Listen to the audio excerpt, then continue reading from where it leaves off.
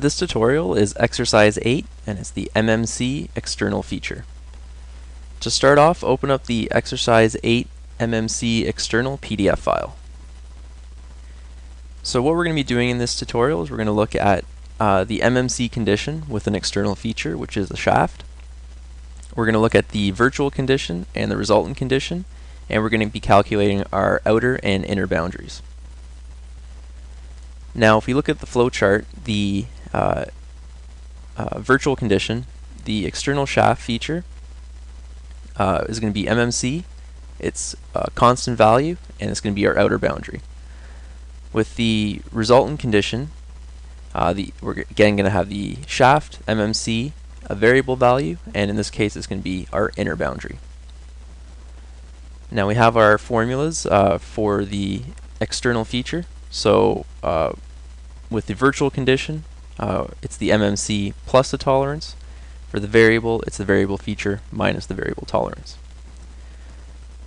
Now again we have our part. So our part is a shaft coming out that's 24.5 to 24.9, and we are going to have a tolerance of 0.1 at maximum material condition for the positioning. Now what we're going to do is the same as the last one. We're going to start with the feature size. We're going to fill in the table, and we're going to be able to find our virtual and resultant conditions, our inner and outer bounds, so that we're able to create our components. So 24.9, 24.8, 24.7, 24.6, and 24.5. So we have our parts there. Now we have to look at our condition. Which one is the maximum material condition?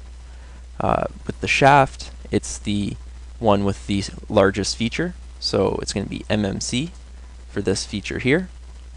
The tolerance is going to be 0.10. We'll look at our formula, and the virtual condition is going to be the MMC feature plus the tolerance. So that makes our virtual condition 25. Now again, we're going to have to fill in the tolerances here, and the tolerance again is going to vary with the part, and we always want the feature plus the tolerance to equal the virtual condition. So in this case our tolerance is going to be increasing here, so 0.20, 0.3, 0.4, and 0.5, and that creates all of our tolerances. Now if you remember from the previous one that we did, it was the smallest feature had the smallest tolerance, and the greatest feature had the greatest tolerance. In this case it goes in reverse order, and that's because the virtual condition is the outer bounds. And I'm just going to show you another example of why that is. If we think of the shaded area as the virtual condition, so that's the outer bounds, and we think of these two circles as two different sizes, for the large circle to stay within the virtual condition, it can't move. Its tolerance is limited, so it can't move too much. If we look at the small circle, it has a large tolerance. It's able to move around a lot, so it has a lot more degree of freedom to move around compared to the large one. And that's why with the shaft, having the outer bounds being our virtual condition, the tolerance is going to be the greatest for a small peg location, and it's going to be the smallest for a large peg location.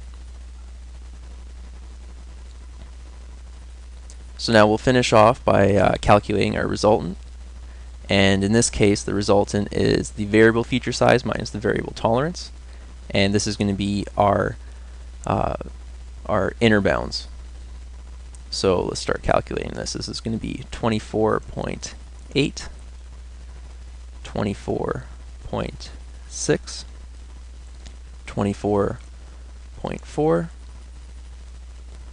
24.2, and 24.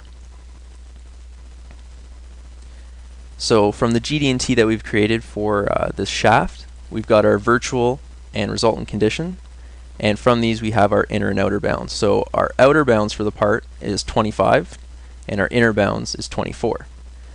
So from the part, the GD&T, and doing the maximum material condition, we've created our inner and outer bounds for creating our parts and assemblies.